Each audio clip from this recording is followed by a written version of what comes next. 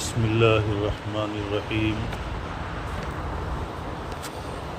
ان الذین آمنوا والذین هادوا والنصارى والصابئین من آمن باللہ والیوم الآخر وعمل صالحا فلهم اجرهم عند ربهم ولا خوف علیہم ولا هم یحزنون۔ بے شک وہ لوگ جو کہ ایمان لائے اور وہ لوگ جنہوں نے دین یہودیت کو اختیار کیا یا نصرانیت کو اختیار کیا، والصابئین اور وہ لوگ جو کہ صابی ہیں۔ صابی یہودی تو حضرت موسیٰ علیہ السلام کے اوپر ایمان لانے والے اور ان کی شریعت کے پہ عمل کرنے کا دعویٰ کرنے والے کو کہتے ہیں، گرچہ پورے طور پر ان کا عمل تورات کے مطابق بھی نہیں تھا۔ اور نصارہ حضرت عیسیٰ علیہ السلام کے ماننے والے کو کہتے ہیں۔ اب صابی کس کو کہتے ہیں، اس سلسلے میں مفسرین کے مختلف اقوال ہیں، لیکن کوئی فیصلہ کن بات مفسرین نے نہیں بیان کیا ہے۔ ویسے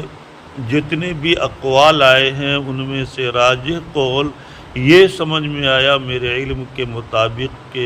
حضرت داؤد علیہ السلام کے اوپر ایمان لانے والے، ان کی شریعت پر عمل کرنے والے صابی کہلاتے ہیں۔ بہرحال جو بھی ہو، کسی نبی پر ان کا بھی ایمان تھا اور کسی نبی پر نازل ہونے والی کتاب کو یہ مانتے تھے، لہذا اس اعتبار سے وہ مومن تھے۔ تو فرما رہے ہیں کہ من آمن باللہ والیوم الآخر، جو بھی واقع جو صابی اور جو کہ ایمان لائے ان میں سے اللہ پر اور قیامت کے دن کے اوپر، وعمل صالحا اور نیک اور صالح عمل کیا، گرچہ یہودی ہو یا نصرانی ہو یا کسی بھی مسلک کے ماننے والے ہوں، اگر انہوں نے اپنے نبی کے زمانے کو پایا یا نبی کی تعلیمات کو کے مطابق عمل کیا تو وہ مومن کہلائیں گے۔ لیکن جب نبی آخر الزمان صلی اللہ علیہ وسلم کی بعثت ہوئی اور اللہ کے نبی صلی اللہ علیہ وسلم کے زمانے کو ان میں سے جن لوگوں نے بھی پایا، تو جب تک وہ نبی آخر الزمان صلی اللہ علیہ وسلم کے اوپر ایمان نہیں لائیں گے، اس وقت تک وہ مومن نہیں کہلائیں گے،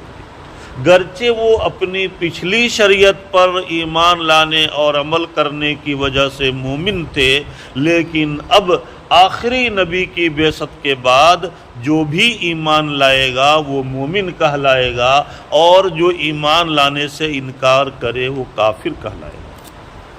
تو فرما رہے ہیں کہ جو بھی ایمان لائے اللہ کے اوپر اور آخرت کے دن کے اوپر، وعمل صالحا اور نیک اور صالح عمل کرے، فلہم اجرہم عند ربہم تو ان کے لیے ان کے رب کے نزدیک اللہ کی طرف سے بہترین اجر و انعام ہے، ولا خوف علیہم ولا هم یحزنون ان کو کسی طرح کا خوف نہیں ہوگا اپنے اہل و عیال کے واقع جیسے جدائیگی کا، ولا هم یحزنون اور نہ آئندہ پیش آنے والے حالات کا کسی طرح کا ان کو رنج و غم ہوگا۔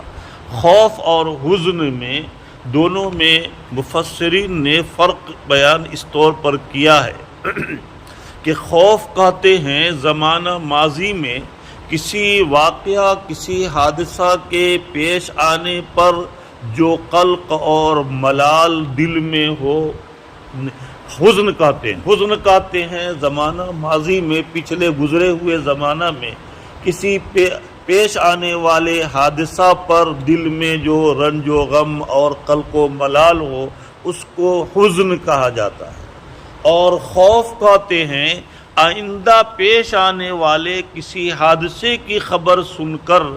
یا کسی واقع منظم سازش کی خبر سن کر یا کسی اور خوفناک واقعہ کے پیش آنے کا اندیشہ کی خبر سن کر ان کے دل میں جو اس حادثے پہ آئندہ پیش آنے والے حالات اور واقعات کا دل میں خوف اور اضطراب کی کیفیت ہو، اس کو خوف کہا جاتا ہے۔ یعنی حزن کہتے ہیں مافات گزشتہ زمانہ میں پیش آنے والے واقعہ پر اظہار رنج و غم کو اور خوف کھاتے ہیں آئندہ پیش آنے کی توقع، آئندہ پیش آنے والے واقعات پر اظہار رنج و غم کو۔ فرما رہے ہیں کہ کسی طرح کا ان کو نہ خوف ہوگا اور نہ کسی طرح کا ان کو رنج و ملال ہوگا۔ وَإِذْ أَخَذْنَا مِيثَاقَكُمْ وَرَفَعْنَا فَوْقَكُمُ الطُّورَ خُذُوا مَا آتَيْنَاكُمْ بِقُوَّةٍ، اور وہ وقت یاد کرنے کے قابل ہے جبکہ ہم نے اے بنی اسرائیل تم سے پختہ عہد لیا اور ہم نے تمہارے اوپر طور پہاڑ کے چٹان کو اٹھا لیا کہ خُذُوا مَا آتَيْنَاكُمْ بِقُوَّةٍ، کہ میں تم کو جو حکام دے رہا ہوں اس کو مضبوطی سے یا تو پکڑو یا اگر انکار کیے تو اسی پہاڑ کے نیچے کچل دیے جاؤ گے۔ اصل میں اس کا ایک پس منظر یہ ہے اس آیت کا کہ حضرت موسیٰ علیہ السلام کو جب اللہ تعالیٰ نے تورات دیا اور تورات دینے کے سے قبل ان کو یہ کہا کہ بھائی آپ 40 منتخب لوگوں کو لے کر آئیے، چنانچہ لے کر گئے اور اس کے بعد اللہ تعالیٰ نے تورات دیا۔ تورات جب لے کر آئے تو ان کی قوم کے لوگوں نے اولاً اس کو کتاب اللہ ماننے سے انکار کر دیا۔ ہم کیسے مانیں کہ یہ اللہ کی کتاب ہے؟ ہم اس وقت تک ان لوگوں نے شرط لگائی کہ اس وقت تک نہیں مانیں گے جب تک کہ اللہ تعالیٰ خود ہم سے یہ نہ کہہ دیں کہ یہ میری کتاب ہے، میں نے نازل کیا ہے، اس کے اوپر ایمان لے آؤ۔ ہم اپنے کانوں سے سنے بغیر ایمان نہیں لائیں گے۔ اللہ تعالیٰ نے حضرت موسیٰ علیہ السلام کو کے دل میں بات ڈالی کہ تم اپنی قوم کے 70 وڈیلوں کو، سرداروں کو لے کر آؤ طور پہاڑ پر، ہم اس کو آواز سنا دیں گے۔ چنانچہ 70 آئے منتخب لوگ اور اس کے بعد ان لوگوں کے اوپر غنودگی کی کیفیت طاری ہوئی اور پھر اللہ کی طرف سے ایک تجلیات کا واقعہ جو ظہور ہوا اور پھر اس میں بادل نے سب کو ڈھانپ لیا اور پھر ایک آواز ظاہر ہوئی کہ بھئی دیکھو یہ تورات ہم نے نازل کیا ہے، تم اس کے اوپر ایمان لے آؤ، اس کو میری واقعہ اس کے حکام پر عمل کرو۔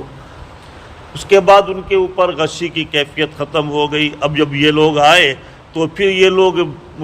غشی کی کیفیت ختم ہو گئی تو پھر ان لوگوں کے اندر سرکشی آئی کہ بھئی یہ آواز پتہ نہیں کس کی تھی، اللہ کی تھی یا کس کی تھی، یا آپ نے آواز نکالا، مجھے کیا خبر، میں نہیں جانتا۔ میں تو جب تک کہ اپنی نگاہوں سے اللہ تعالیٰ کو دیکھ نہ لوں اور اللہ تعالیٰ سامنے کھڑے ہو کر مجھے یہ نہ کہہ دیں کہ تورات یہ میری کتاب ہے، میں نے نازل کیا ہے، اس کے احکام پر عمل کرو، اس وقت تک ہم ایمان نہیں لائیں گے۔ اتنی سرکش قوم اور اس واقعہ اللہ تعالیٰ کو دیکھنے کی امید لگا کر بیٹھی ہوئی ہے۔ اللہ تعالیٰ نے فوراً ایک بجلی کی چمک کو ظاہر کیا اور ایک بجلی چمکی اور اس کی بجلی کے کڑک کی وجہ سے اور اس کی تجلی، اس کی چمک کی وجہ سے سب کی روح نکل گئی۔ اللہ تعالیٰ نے دکھلا دیا کہ جب ایک معمولی سی بجلی کی چمک کو تم برداشت نہیں کر سکتے تو پھر اللہ کی تجلیات کو تم کیسے دیکھ سکتے ہو؟ تمہاری آنکھ میں اتنی صلاحیت اور طاقت کہاں ہے کہ تم اللہ کی تجلیات کا مشاہدہ کر سکو؟ اس وجہ سے جتنے بھی 70 وڈیل اپنی قوم کے سردار تھے سب مر گئے، سب کی روح قبض ہو گئی۔ اب حضرت موسیٰ علیہ السلام نے اللہ تعالیٰ سے رو رو کر دعا کرنا شروع کیا، یا رب العالمین یہ قوم کے وڈیل تھے، اب یہ ختم ہو گئے، قوم کے لوگ ہم کو واقع جو ہے گاؤں میں رہنے بھی نہیں دیں گے اور یہ لوگ کبھی ماننے کے لیے تیار نہیں ہوں گے، لہذا ان کو زندہ کر دیا جائے۔ بہرحال اللہ کے حکم سے حضرت موسیٰ علیہ السلام کی دعا کی برکت سے ان کو زندہ کر دیا گیا۔ جب ان کو زندہ کیا گیا اور پھر دوبارہ یہ لوگ تورات لے کر گئے، واقع جو ہے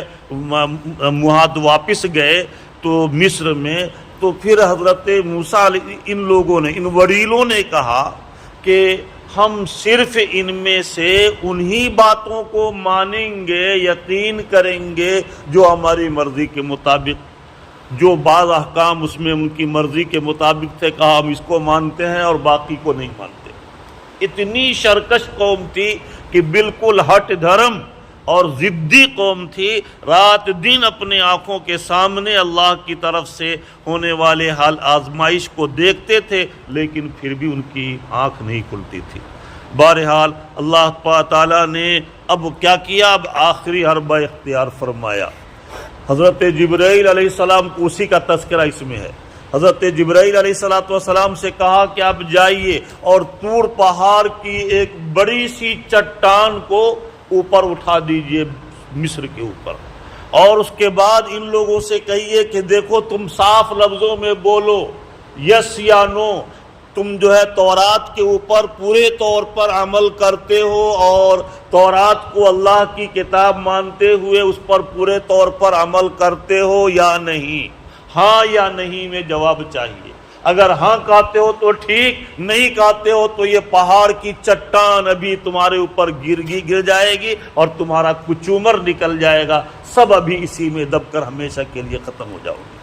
بس ایک لفظ تم بولو ہاں یا نہیں، بس اتنا ہی بولنا ہے، اس سے زیادہ اور کچھ بولنے کی ضرورت نہیں ہے۔ اب تم سے ہم بالکل عاجز آ چکے ہیں۔ سب لوگ گر گرانے لگے، یا رب العالمین ہم مانتے ہیں، اس پر عمل کریں گے، ہم اس کو اللہ کی کتاب مانتے ہیں۔ فوراً اللہ پتہ نے حضرت جبرائیل کو حکم دیا کہ بھائی چلو پہاڑ کی چٹان کو اپنی جگہ پر رکھ دو۔ اسی کی طرف اشارہ ہے۔ وَإِذْ أَخَذْنَا مِيثَاقَكُمْ، اے بنی اسرائیل وہ وقت یاد کرنے کے قابل ہے جب کہ ہم نے تم سے پختہ عہد لیا، جبکہ حضرت جبرائیل علیہ السلام نے طور پہاڑ کے ایک چٹان کو اٹھا کر رکھا تھا۔ وَرَفَعْنَا فَوْقَكُمُ الطُّورَ، اور ہم نے تمہارے اوپر طور پہاڑ کو اٹھا دیا تھا، یعنی طور پہاڑ کی ایک بڑی چٹان کو اٹھا دیا تھا، یعنی حضرت جبرائیل علیہ السلام اللہ کے حکم سے اٹھا دیے تھے۔ اور ہم نے کہا تھا خُذُوا مَا آتَيْنَاكُمْ بِقُوَّةٍ وَاذْكُرُوا مَا فِيهِ لَعَلَّكُمْ تَتَّقُونَ، کہ ہم نے تم کو جو دیا ہے، جو تورات، اس کو مضبوطی سے تھام لو اور اس میں جو کچھ بھی احکام بیان کیے گئے ہیں اس کے مطابق عمل کرو، تاکہ تمہارے اندر اللہ کی خشیت، اللہ کا تقوی پیدا ہو جائے۔ اگر ایسا کرتے ہو تو ٹھیک، اور ایسا کرنے سے انکار کرتے ہو تو ایسی صورت میں ابھی یہ پہاڑ کی چٹان کے نیچے کچل کر ختم کر دیے جاؤ گے۔ چنانچہ سب نے پختہ عہد لیا کہ بھئی ہاں بالکل ہم اس کو اللہ کی کتاب مانتے ہیں اور اس پر عمل کریں گے۔ ثم تولیتم من بعد ذلک، لیکن یہ تو بڑی سرکش قوم تھی، اس وقت تو بول دی ڈر کے مارے ہم مانتے ہیں، اور اس کے بعد پھر بعد میں کہنے لگے ثم تولیتم بعد ذلک، پھر تم لوگ اس کے بعد پھر گئے، تم لوگوں نے روگردانی کیا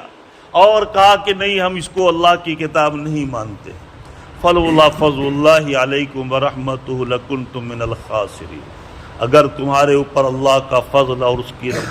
اس کی رحمت نہیں نازل ہوتی تو تم خسارہ برداشت کرنے والوں میں سے اور نقصان اٹھانے والوں میں سے ہو جاتے۔ اللہ تعالیٰ نے تمہارے اوپر اپنا فضل اور انعام کیا، ورنہ تم نے اپنی کہ تم کو درگزر کرتے رہے، ورنہ تم نے اپنی ہلاکت میں کوئی کسر باقی نہیں چھوڑا، ہر کسر کو پورا کر لیا اور ہر سرکشی کو تم نے جو ہے واقع ظاہر کر کے بتلا دیا۔ اللہ تعالیٰ نے حضرت جبرائیل صاحب السلام کو جس طریقے سے جبرائیل صاحب السلام کی ہلاکت کو جو ہے حکم دیا کہ طور پہاڑ کی چٹان کو اٹھاؤ، اسی طریقے سے حضرت حضور پاک صلی اللہ علیہ وسلم جب طائف کے سفر میں گئے تھے تو وہاں بھی بدقوا کہ جو طائف والوں نے ایمان قبول کرنے سے تو انکار کر دیا، لیکن اسی پر بس نہیں کیا، چند نوجوانوں کو آپ کے پیچھے لگا دیا کہ جاؤ ان کے اوپر پتھر برساؤ،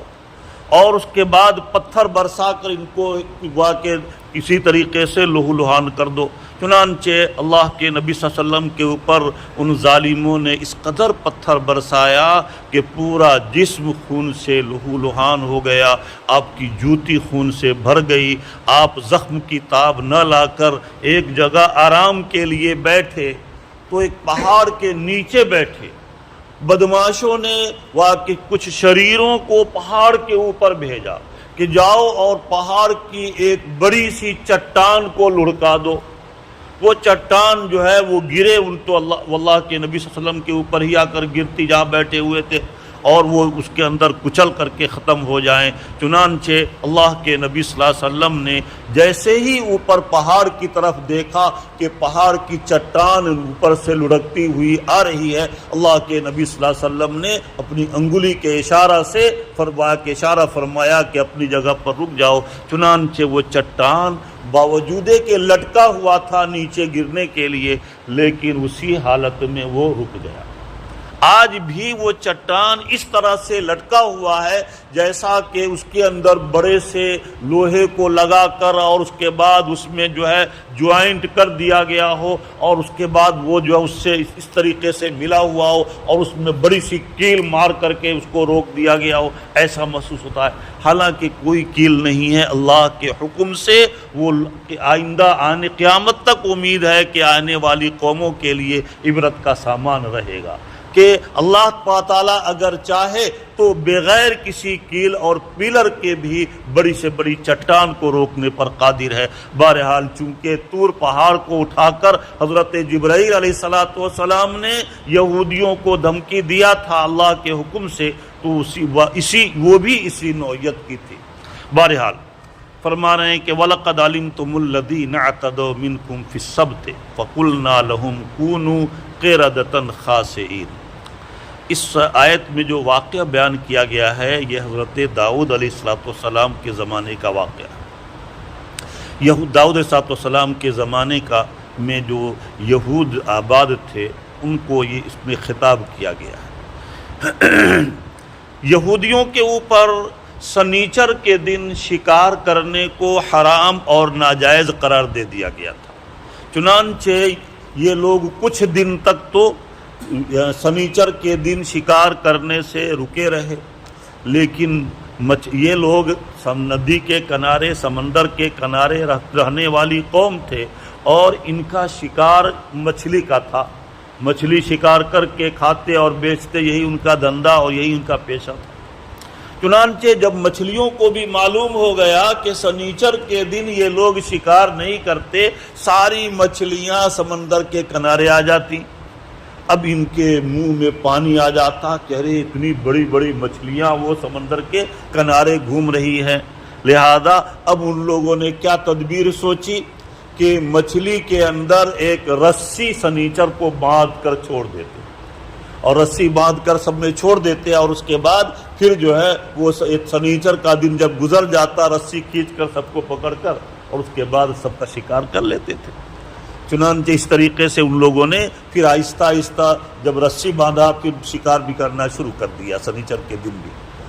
چنانچہ اسی کی طرف اشارہ ہے کہ اللہ تعالیٰ نے جب اللہ کے اس حکم کو ان لوگوں نے توڑا تو اللہ تعالیٰ نے ان کی صورتوں، ان کے اوپر عذاب کو مسلط کیا۔ مسلسل عذاب کا شکار ہوتی رہی ہے یہ قوم، لیکن بڑی ضدی اور بڑی شرکش قوم تھی، اسی وجہ سے ہٹ دھرم قوم تھی۔ چنانچہ اللہ تعالیٰ نے کیا کیا ان کو کہ ان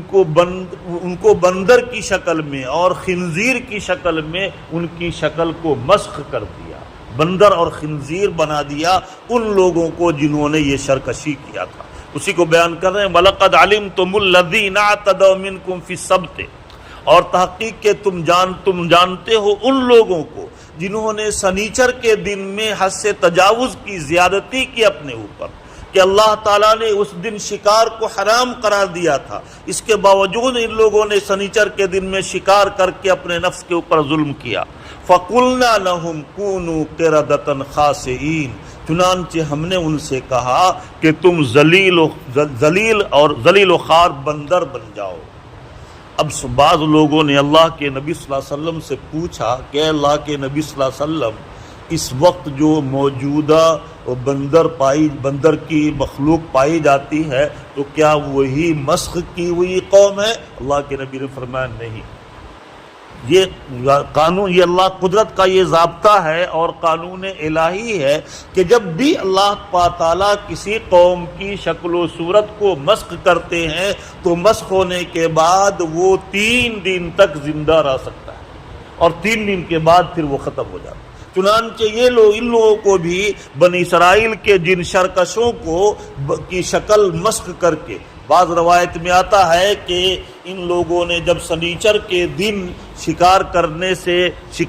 سے باز نہیں آیا، شکار کرنا شروع کر دیا، تو جو ان کے علماء تھے انہوں نے ان کو منع کیا، لیکن اس کے باوجود کچھ لوگ نہیں مانے۔ جب نہیں مانے تو ان کے علماء نے ان سے علیحدگی اختیار کر لی، اور جب علیحدگی اختیار کر لی اور اس کے باوجود یہ قوم نہیں مانی، تب جا کر ان کی شکل کو مسخ کر کے بندر کی شکل میں اور بنا دیا گیا، اور پھر 3 دن تک یہ لوگ زندہ رہے، تیسرے دن یہ سب ختم ہو گئے۔ اسی کی طرف اشارہ ہے، فرمانے کہ فَقُلْنَا لَهُمْ كُونُوا قِرَدَةً خَاسِئِينَ، ہم نے ان سے کہا کہ تم ذلیل و خوار جو ہے ہو کر تم بندر بن جاؤ، ذلیل و خوار ہو کر۔ فَجَعَلْنَاهَا نَكَالًا لِمَا بَيْنَ يَدَيْهَا وَمَا خَلْفَهَا وَمَوْعِظَةً لِلْمُتَّقِينَ۔ چنانچہ ان میں سے 2 طرح کے قوم لوگ اس وقت آباد تھے۔ ایک تو وہ تھے جو کافر تھے، اور وہ جو ہے گرچہ وہ سنیچر کو شکار کرنے کو جائز نہیں قرار دیتے تھے، لیکن پھر بھی وہ تورات پر عمل نہیں کرتے تھے۔ تو فرما رہے ہیں کہ تو ہم نے ان کے لیے، یعنی جو انہیں تورات کے اوپر عمل کرنے سے منکر تھے، ہم نے ایسے لوگوں کے لیے عبرت بنا دیا، لِنَكَالَ لِمَا بَيْنَ يَدَيْهَا وَمَا خَلْفَهَا، اور وما خلفہ، اور بعد میں آنے والی قوموں کے لیے بھی عبرت کا سامان بنا دیا، کہ لوگ اس طرح کے واقعات کو دیکھ کر عبرت حاصل کریں کہ بھئی ایک ایسی سرکش قوم تھی جس نے اللہ کے حکم کو ٹھکرایا، تو اللہ تعالیٰ نے ان کی شکل کو مسخ کر دیا۔ وہ موعظۃ للمتقین، لیکن جو ایمان والے تھے ان کے لیے ایک نصیحت اور عبرت کی چیز بنا دیا کہ بھئی جو بھی اللہ کے حکم کی خلاف ورزی کرتا ہے، اللہ تعالیٰ اس کے لیے اس کو دنیا میں بھی کچھ نہ کچھ سزا واقع دکھلا دیتے ہیں۔ تو گویا کہ ایک متقیوں کے لیے ایک نصیحت کی چیز اس واقعہ کو بنا دیا۔ وَإِذْ قَالَ مُوسَىٰ لِقَوْمِهِ إِنَّ اللَّهَ يَأْمُرُكُمْ أَن تَذْبَحُوا بَقَرَةً۔ اس آیت کا پس منظر یہ ہے کہ بنی اسرائیل میں ایک شخص بڑا ہی مالدار اور بڑے جو ہے بڑا رئیس تھا، اور جو اس کے پاس صرف ایک لڑکی تھی اور ایک بھتیجا تھا، اس کے بھائی کا بھی انتقال ہو چکا تھا۔ اس کے ورثہ میں سے ایک لڑکی اور ایک بھتیجا تھا، اور دوسرا کوئی نہیں تھا، اور وہ بڑا مالدار، پوری قوم میں، پورے قبیلے میں سب سے زیادہ رئیس اور مالدار اور کروڑ پتی تھا۔ چنانچہ جب وہ شخص بوڑھا ہو گیا اور اس کا بھتیجا اور اس کی بچی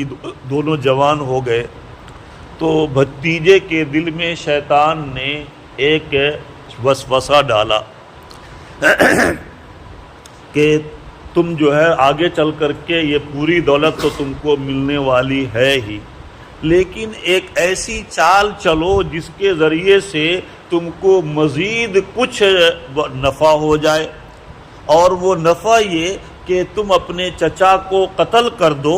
تاکہ جو ہے تم چچا کے قتل ہونے کے بعد تم جو ہے اپنے چچا کی دیت کا مطالبہ کرتے ہوئے تم کو فری میں، مفت میں 100 اونٹ بھی مل جائے، اور اس کے بعد پھر ان کی لڑکی سے شادی کر کے ان کی دولت پر بھی قبضہ کر لو۔ تو اس طرح سے جس کے پاس جتنا مال ہوتا ہے اتنی ہی لالچ بھی زیادہ ہوتی ہے۔ چنانچہ اس نے لالچ میں آ کر اپنے چچا کو قتل کر دیا۔ اچھا، یہ جب شہر کے جو نیک لوگ تھے اور متقی پرہیزگار لوگ تھے، وہ ان لوگوں کی اور اس رئیس کی بدخصلت سے پہلے ہی عاجز آ چکے تھے۔ اس وجہ سے یہ لوگ الگ تھلگ شہر میں اس سے رہتے تھے، اور اس نے شہر کے باہر اپنا مکان بنایا تھا۔ چنانچہ روزانہ یہ شہر کے لوگ جو نیک لوگ تھے وہ اپنے شہر میں چلے جاتے اور شہر کا ایک دروازہ بنا رکھا تھا، دروازہ بند کر دیتے تاکہ رات میں کوئی یہ فتنہ نہ کرے، چونکہ ان کو بھنک مل گئی تھی فتنے کی۔ بہرحال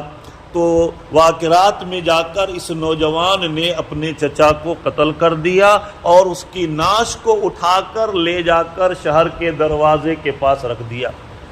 اب جب صبح لوگوں نے دروازہ کھولا اور دروازہ کھول کر باہر آئے تو دیکھا کہ شہر کا رئیس جو شہر کے باہر بنگلہ بنایا ہوا تھا وہ اس کی نعش پڑی ہوئی ہے۔ اب جب نعش پڑی ہوئی ادھر دیکھا اور اس کے بعد ادھر اس کے بھتیجے نے شور مچایا کہ میرے چچا کو کسی نے قتل کر دیا، اس کی نعش کو غائب کر دیا، خوب واویلا مچایا۔ اب لوگوں نے ادھر ادھر تلاشا، معلوم ہوا کہ شہر کے دروازے کے پاس اس کی نعش ملی۔ اب اس نے مطالبہ کیا کہ تم لوگ ہمارے چچا کی دیت ادا کرو، تم لوگوں نے ہی قتل کیا ہے ہمارے چچا کو۔ اب اس کے بعد ان لوگوں نے جو ہے اب شہر کے لوگ جو بڑے جو نیک لوگ تھے ان لوگوں نے آج جب ان لوگوں کے اوپر بہت زیادہ شدت اختیار کی گئی اور یہ نوجوان بہت شدت سے مطالبہ کرنے لگا، ظلم زیادتی کرنے لگا، تب جا کر عاجز آ کر یہ شہر کے معزز لوگ حضرت موسیٰ علیہ السلام کے پاس آئے کہ آپ اللہ تعالیٰ سے دعا کیجئے کہ اللہ تعالیٰ اس کے قاتل کا پتہ اللہ تعالیٰ کسی بھی طریقے سے اس کے قاتل کے مقتول کا یعنی قاتل کا نام بتلا دے کہ اس کو کس نے قتل کیا ہے، تاکہ ہمارے اوپر جو دیت کا الزام لگایا جا رہا ہے ہم اس سے بری ہو جائے، ہم بے قصور ہیں، بے گناہ ہیں۔ چنانچہ حضرت موسیٰ علیہ السلام نے اللہ تعالیٰ سے درخواست کی، اللہ تعالیٰ نے یہ فرمایا کہ ان کو کہو کہ ایک گائے ذبح کر کے اس کا گوشت اس مقتول کے جسم کے ساتھ لگائے تو مقتول زندہ ہو کر اور قاتل کا نام خود بتا دے گا۔ اسی کو آگے بیان کر رہے ہیں، وَإِذْ قَالَ مُوسَىٰ لِقَوْمِهِ إِنَّ اللَّهَ يَأْمُرُكُمْ أَن تَذْبَحُوا بَقَرَةً۔ وہ وقت یاد کرنے کے قابل ہے جب کہ حضرت موسیٰ علیہ السلام نے اپنی قوم سے کہا کہ بے شک اللہ تعالیٰ تم کو اس بات کا حکم دیتے ہیں کہ تم ایک گائے کو ذبح کرو۔ قالوا اتتخذنا ہزوا، اولاً جب حضرت موسیٰ نے کہا کہ تم گائے ذبح کر کے اور اس کے گوشت کو تم جو ہے مقتول کے جسم سے لگاؤ، وہ زندہ ہو کر اپنے قاتل کا نام بتائے گا، تو وہ لوگ کہنے لگے اتتخذنا ہزوا، کیوں آپ مذاق اڑا رہے ہیں؟ جب ہم گائے کو ذبح کریں گے اور گائے کے ذبح کرنے کے بعد اس کے گوشت کو اس کے جسم سے لگائیں تو کیسے زندہ ہو جائے گا؟ قال حضرت اللہ تعالیٰ موسیٰ نے فرمایا اعوذ باللہ ان اکون من الجاہلین، میں اللہ کی پناہ چاہتا ہوں اس بات سے کہ میں جاہلوں میں سے ہو جاؤں۔ میں تم کو ایسی جہالت والی بات نہیں کر رہا ہوں، بلکہ اللہ کی طرف سے جو حکم دیا گیا ہے میں وہی پیغام تم کو سنا رہا ہوں۔ تو ان لوگوں کو جب یقین ہو گیا کہ اچھا یہ واقعتاً اللہ کی طرف سے ہی یہ حکم دیا جا رہا ہے گائے ذبح کرنے کا، تو مفسرین نے لکھا ہے کہ اگر کوئی بھی گائے وہ ذبح کر کے اور اس کے گوشت کو اس کے مقتول کے جسم سے لگا دیتے، فوراً مقتول زندہ ہو کر قاتل کا نام بتا دیتا۔ لیکن ان لوگوں نے بھی اپنی سرکشی اختیار کیا۔ ان لوگوں نے کہا کہ قالوا ادع لنا ربک یبین لنا ما ہی،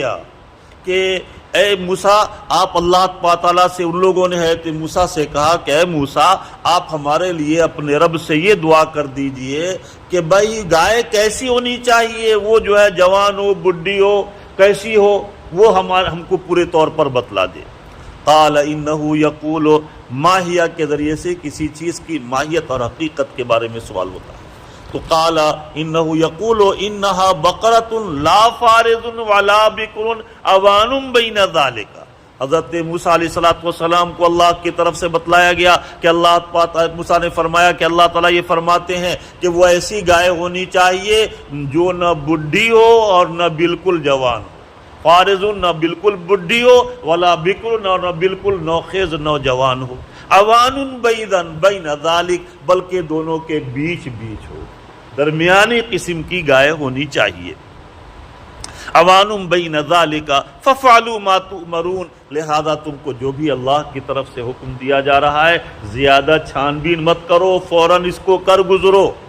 لیکن پھر بھی قوم سرکشی سے باز نہیں آئی۔ قالوا ادع لنا ربک یبین لنا ما لونھا، کسی بھی رنگ کی گائے کر دیتے، اگر بڈھی بھی پہلے کر دیتے تو پھر تو بھی ہو جاتا، لیکن چونکہ انہوں نے خود ہی تحقیق کیا مزید تو اب قید لگا دی نہیں، بالکل بڈھی بھی نہیں ہونی چاہیے، نہیں چلے گی۔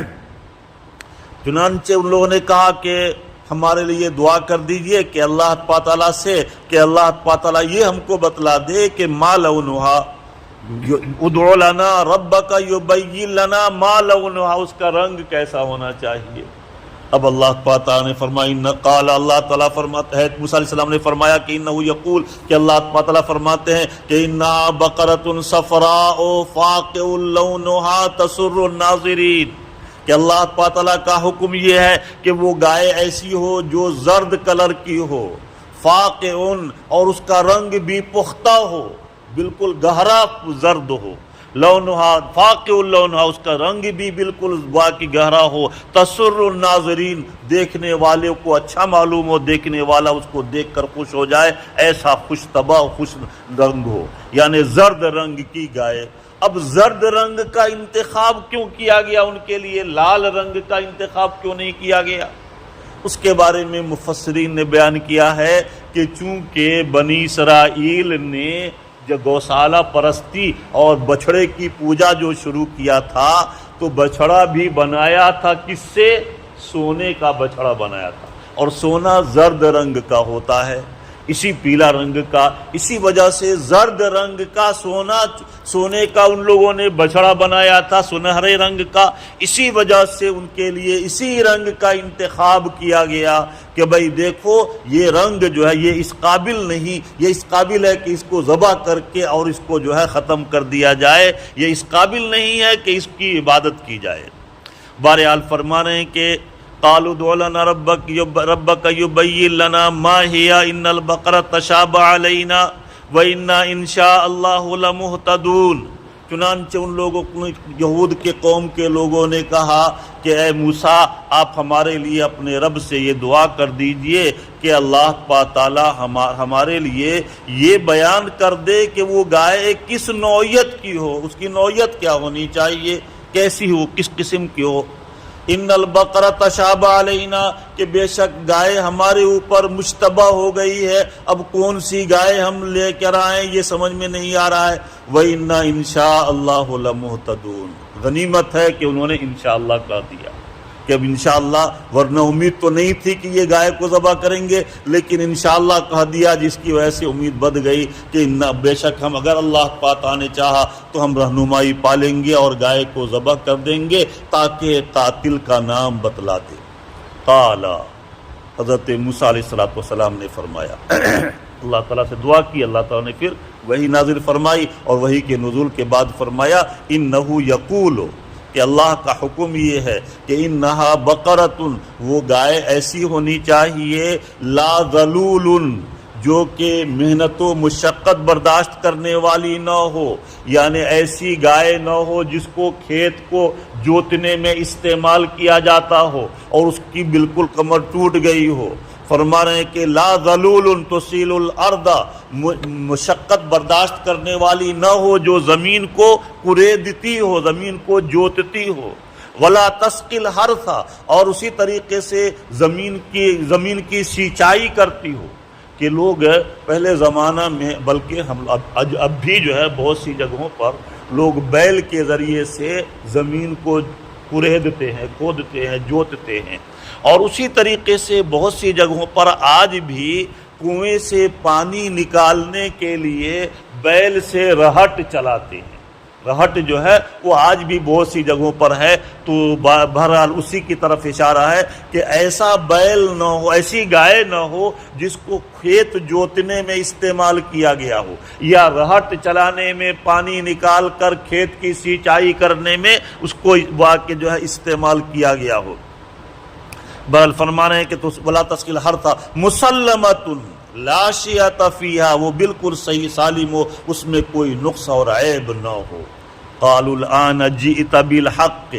چنانچہ ان لوگوں نے کہا کہ ہاں اب اس وقت آپ پوری حق بات کو لے کر آ گئے، یعنی اب ہمارے اوپر یہ بات واضح ہو گئی کہ کس نوعیت کی گائے ہونی چاہیے۔ چنانچہ اب ان لوگوں نے ان تمام صفات کے ساتھ گائے تلاش کرنا شروع کیا۔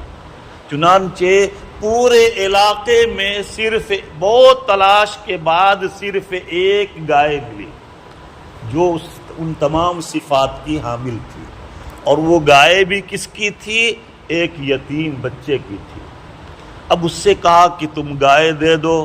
کہا کہ ایک گائے، دو گائے دیتے ہیں دے دو، کہا نہیں، ہم نے ان کو بیچنا ہی نہیں ہے۔ کہا ہم 4 گائے دیتے ہیں تم دے دو، کہا نہیں، ان کو بیچنا ہی نہیں ہے۔ کہا ہم 10 گائے دیتے ہیں تو اس کے بدلے میں تم دے دو یہ گائے، کہا نہیں، مجھے بیچنا ہی۔ کہا 50 گائے دیتے ہیں دے دو، کہا نہیں، ان کو بیچنا ہی نہیں ہے۔ اس طریقے سے 500 گائے، 1000 گائے، 5000 گائے، لیکن وہ تیار نہیں ہوئی۔ لاسٹ میں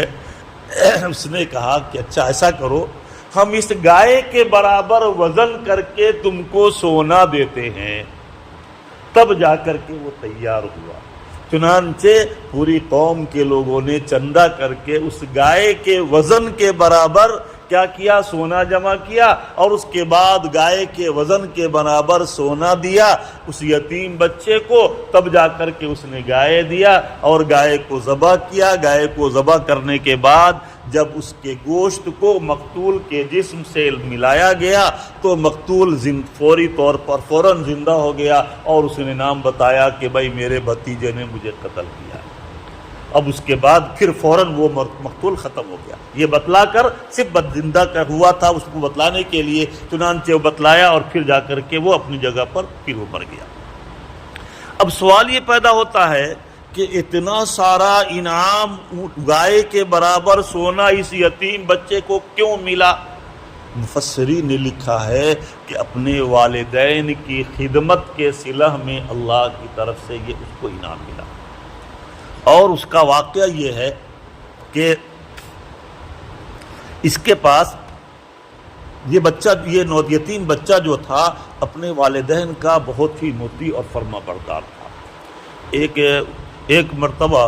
اس کے پاس جو ہے، اس کے پاس کوئی چھوٹا سا ہیرا تھا۔ کوئی تاجر آیا اور تاجر نے کہا کہ ہم تم کو اس کا جو ہے 60,000 روپیہ دیتے ہیں، تم یہ ہیرا دے دو ہم کو۔ اس نے کہا کہ نہیں، میرے والد صاحب جب تک کہ میری والدہ جب بھی سوئی ہوئی ہیں، جب تک کہ میری والدہ بیدار نہ ہو جائیں، میں ان سے مشورہ نہ کر لوں، ان کے مشورے کے بغیر کوئی فیصلہ نہیں کر سکتا۔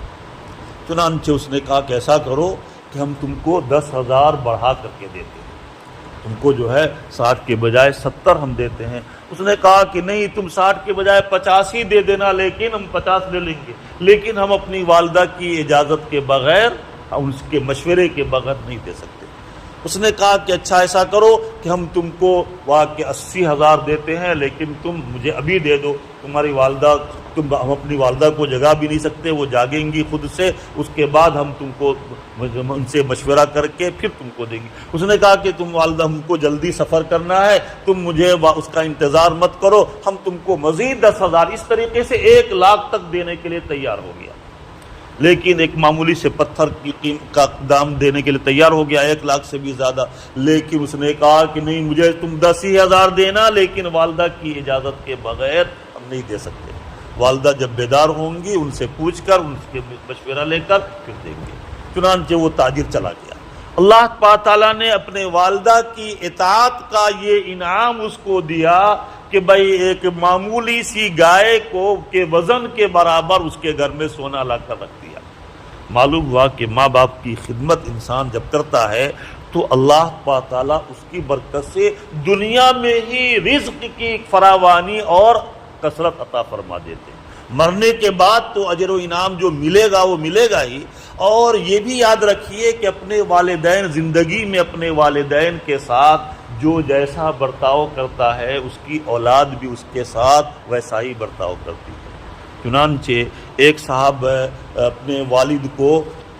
پاؤں پکڑ کر گھسیٹ کر لے گئے گھر سے، اور جب صحن تک لے گئے گھسیٹ کر کے، تو اس نے کہا، وہ چلاتا ہوا رہا، اس کے بعد جب صحن میں پہنچا تو کہا، ایک جگہ پہنچ کر کہنے لگا بس کرو بس کرو، ہو گیا، بس اتنا ہی کافی تھا۔